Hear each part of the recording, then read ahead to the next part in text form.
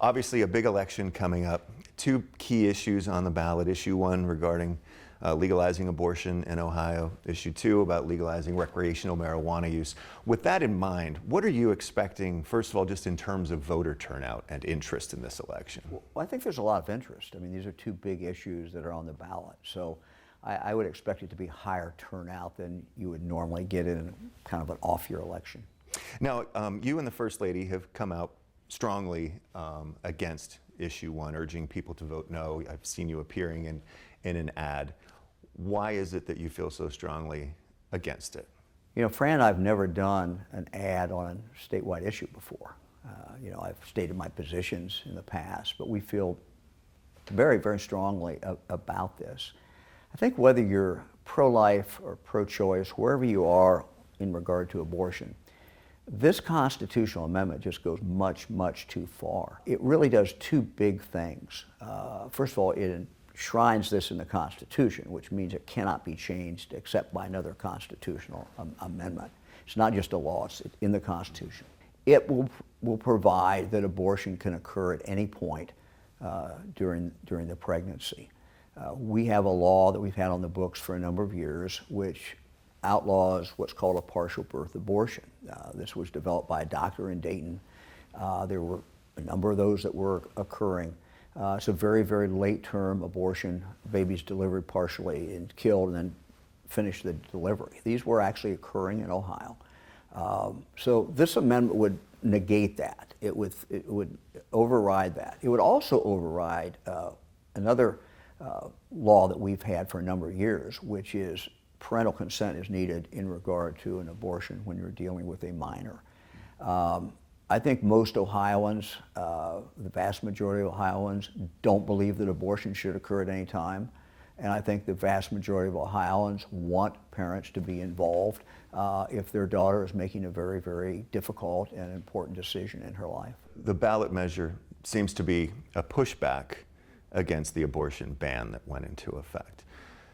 Do you think that in any way that if the abortion law that was passed was maybe more measured, not as extreme as the opponents to it say, that we might not even be in a situation where there's a vote today? You know, the only thing that's on the ballot is this, what I consider to be a very radical constitutional amendment. So voters are going to decide yes or no. They're going to put this in the Constitution. If we're able to defeat this, then the issue will be where do we go from here?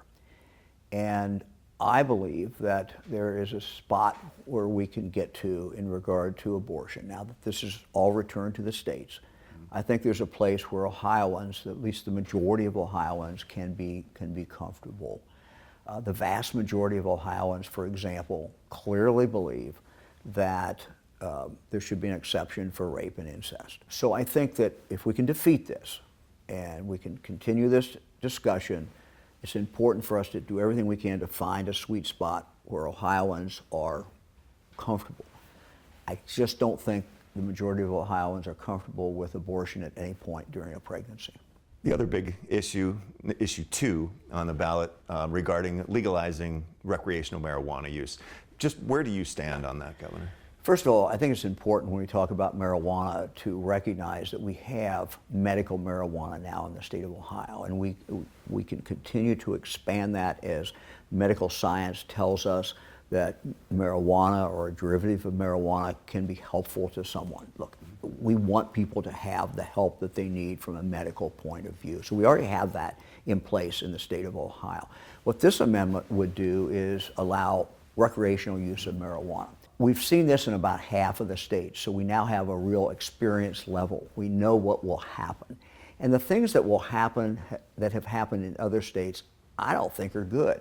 Number one, there'll be more people killed on the highways. We know that. That's occurred in every single state that has broadened the use of marijuana to include recreational. More accidents, more people killed, more people under the influence of marijuana. That's number one.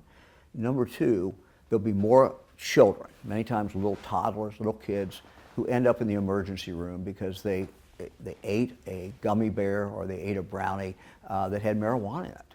That will become perfectly legal, And we know when you talk to emergency room professionals in other states, that will happen. Those numbers will go up. The third thing I would say, it changes the culture.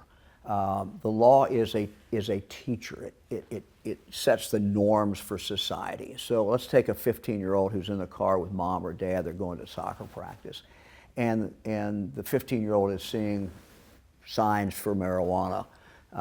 In Denver, for example, they have the green men. And every time you see a green man, you know that's where you can go buy marijuana. What's that 15-year-old think? Well, what she thinks or he thinks is, well, I know I can't do it until I'm 21, but it must be okay because the law says that it is okay. What we now know is a lot more than we knew 20 years ago, even 10 years ago. Young people who use marijuana, and when this has passed in other states, the underage use of marijuana also went up dramatically. And so what we know is the use of marijuana by a young person when the brain is still developing is many times can cause a serious loss of IQ, and it's a permanent loss. So these are things we didn't know many years ago. The final thing is this marijuana is a lot more potent than the marijuana of the 60s or 50s or the 70s, and it's just a lot more potent. We know that there's still a lot of illegal marijuana use going on. Does the opportunity to regulate and then also the tax revenue at all come into the thoughts of maybe it's not such a bad thing to legalize? I think, look, the tax revenue that we're going to get is going to be offset by additional crashes, additional work by the highway patrol and local police. It's going to be offset by all the social bad things that will occur because of it. It's not worth the price. It's just not. It's not worth doing. I want to switch topics completely to the Israel-Hamas conflict. You came out very quickly after the Hamas attack in condemning the attack, and then in issuing or asking for a day of prayer, and then ordering flags to be lowered to half-staff on state property. There's also this announcement just this past week of the the fourth round of funding through the Safety and Security Grant Program, another $8 million, which your office has said a lot of that money has gone to Jewish organizations. Since the attack, and I realize it's only been a week and a half or so, has there been more interest to your office in that program for this help that would be used to improve security for religious organizations, nonprofits, and such? Well, I want to thank the legislature. At my request, they have provided money for the last several years to deal with the hate that we see in society and the small groups. We have some in Ohio. We have white supremacists. We have others.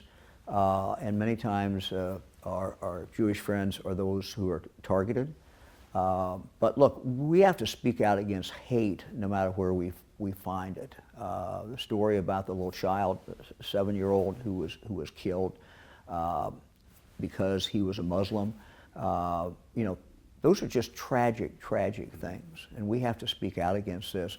But we've provided money for places of worship to harden the security, to have people there. It's horrible that we have to do this today, that threat is there, but it's a very real threat.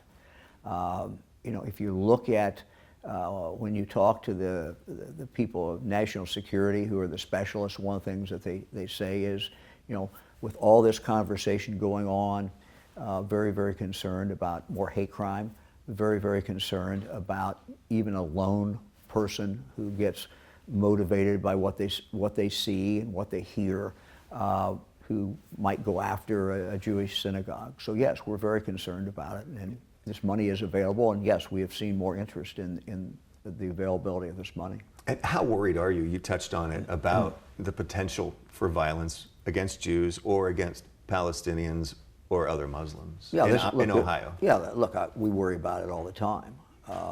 And we try to do what we can do with money and other help. I had a conference call several days ago with Jewish leaders throughout the state of Ohio, just to listen to what their concerns are, but I also had my public safety people on there to talk with them about what is available as far as money, but also who they can contact if they are in fact seeing something. Changing topics now, again, to still with violence though, and gun violence. We've seen quite a bit of gun violence recently here in the Columbus area in particular. You had mentioned a couple months ago that you were putting together a crime package.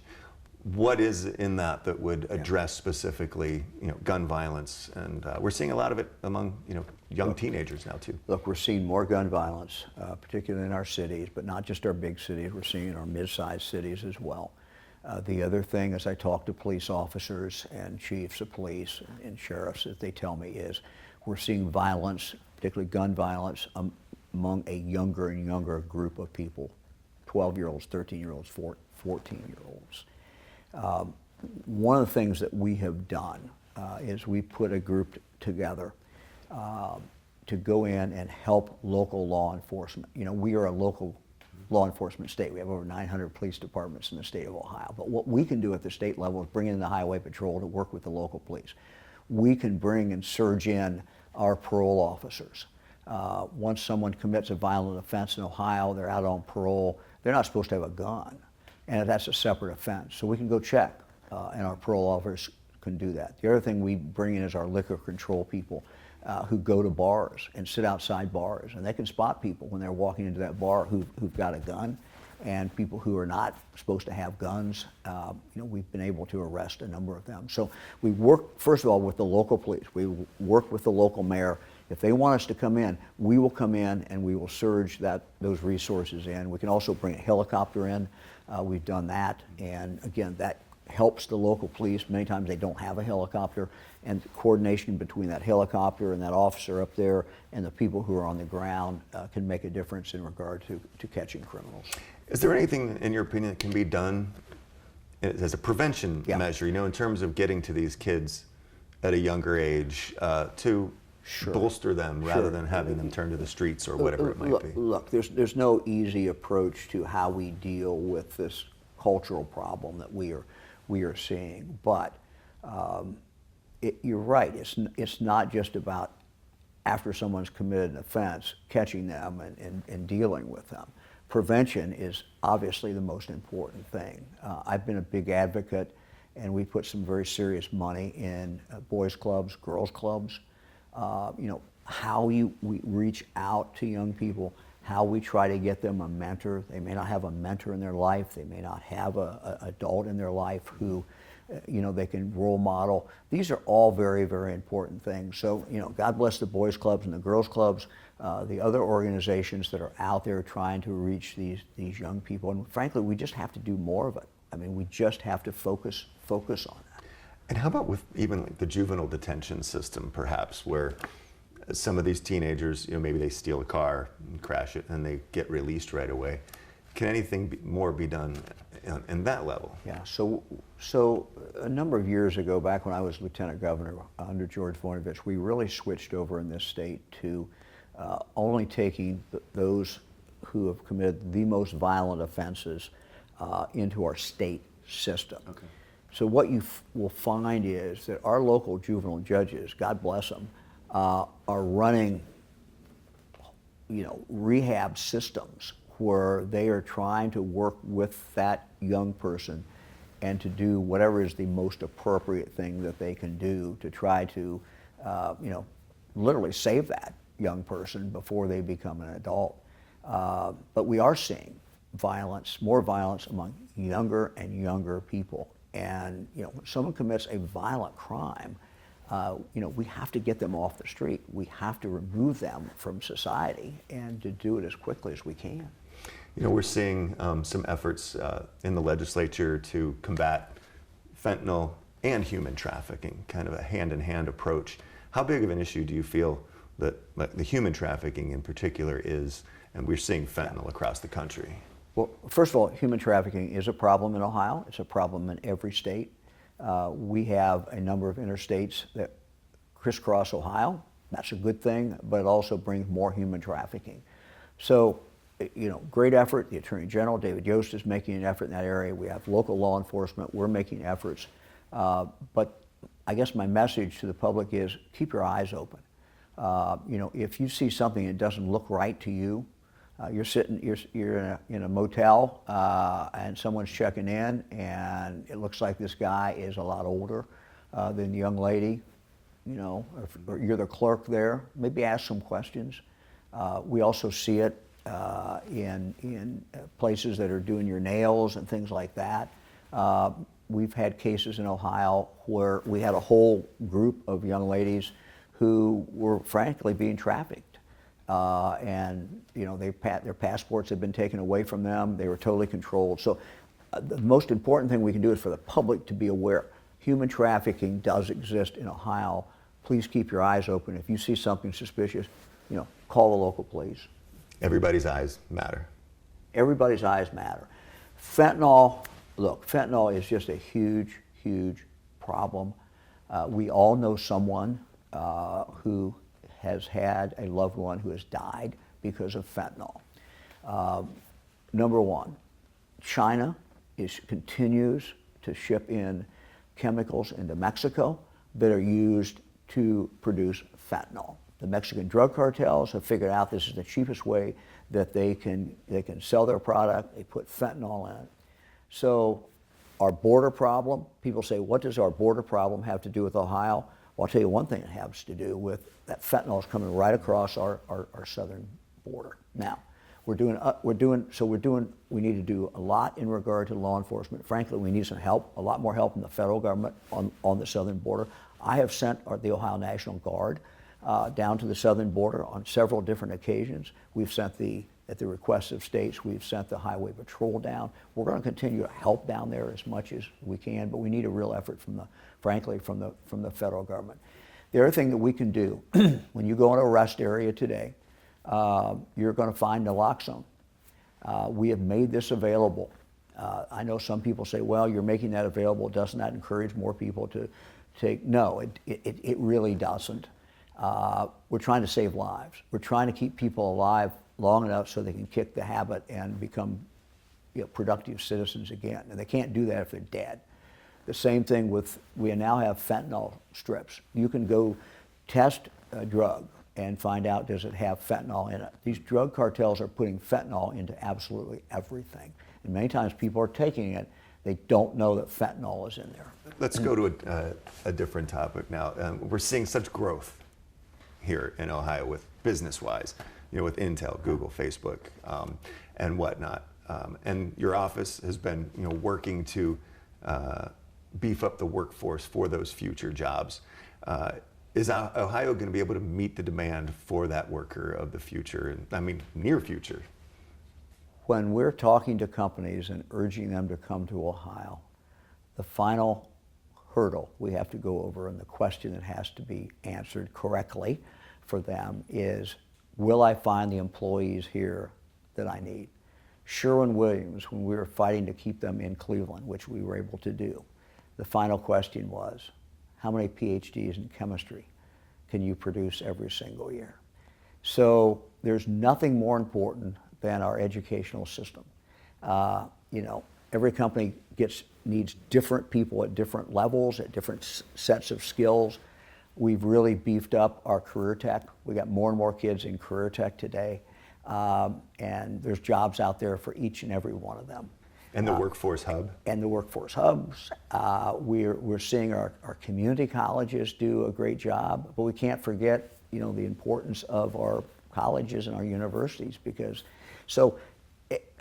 as we look to the future of Ohio, our future is going to depend on our ability to leave no one behind. We can't waste young people when they come out of high school and not have a pathway. So our whole effort is to make sure every child has a pathway to a good paying job when they come out of school. For some it may be college, for some it may be a 2-year college, for others it may be an apprenticeship. All these things are great opportunities that young people have, and that's what our focus is, because we can't afford, we never could afford, but we really can't afford today to waste anyone's life, because we need them in the job, and we need them to be able, we want every child to be able to live up to their God-given potential. On the flip side, are you concerned about the influx of of people, increasing housing costs, transportation demand, and Ohio meeting those demands as the growth continues? You know, I think that when you create more jobs, when you have companies come in, we just had a company come in that's going to come into Dayton. They're going to make flying taxis. They came out of California, and we're just happy to get them. Intel, we can talk about the Honda battery plant in Fayette County. We could go on and on. Yeah, I mean, when you have growth, there are challenges that you face. I've told Jack Marshbanks, who heads up ODOT, Jack, we got to stay ahead of this growth. We can't be in a situation where people can't get to work and where the people who are coming to work get in the way of other people. So, yes, we're going to have to build out more in regard to our highways. We have challenges in regard to housing. We have challenges in many, many areas. So, yes, there's always another side to what we want. But the alternative is not to grow, and when you're not growing, you're going backwards. So we have to continue to grow. My goal for Ohio is to continue to grow, and we will keep up with the education that we need. We will keep up with the highways we need and the utilities that they need. That all kind of goes with it. Governor, I want to finish this part of the interview with a sports question or two. Okay. I learned that your family owns the Asheville Tourists and minor league baseball team in North Carolina. Does that come out of a love of baseball for you and your family? Well, our family has always loved sports. My dad loved baseball, taught me to love baseball, and our kids like baseball, and grandkids do as well. But we've also been in small businesses. My family was in the seed business, a small business. Fran and I worked there as kids, worked there in high school, and then when we were in college. So, you know, owning a minor league baseball team is running a small business. You're kind of like you're running a restaurant, you're running a bar, and you're selling tickets, you're selling advertising, and you got customers that you want to take care of. So I think that culture is kind of in our family DNA, and our son Brian, who runs the team in Asheville, does a great job. We've had some of our grandkids that have gone down there and worked, so it's a small family business. And there's something about the minor league baseball atmosphere when you're in the ballpark too. Look, there's just you know, I love Major League Baseball, but when you're at minor league baseball, you know, no matter where you are, we've got 6 teams in the state of Ohio. It's just fun, you know, whether it's you know, Dime a Dog night here in Columbus with the Clippers. Dom always reports on that live, Dime a Dog. My question to him always is, how many of those dogs did you actually eat, Dom? You know, did you? Probably $1 worth. Well, I 10, that would be pretty good. Yeah. So, you know, you see him out there with those hot dogs. I'm just wondering what he consumes. But look, minor league baseball is just fun. We do things during you know, between innings. We have contests, and it's someplace where people can go and just relax, and they can do it at a relatively cheap price, and they can take their kids and take their family and just have 2.5 hours of fun. You also worked a few years ago to keep the Columbus Crew here. How important is a state, a town's identity when in terms of being identified with a team, or, you know, a professional franchise or college? You know, professional sports is really important. It gives an identity.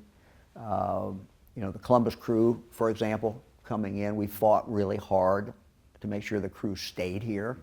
And actually, Fran and I this Saturday are taking a number of our grandkids and a couple of our kids to see the Columbus Crew.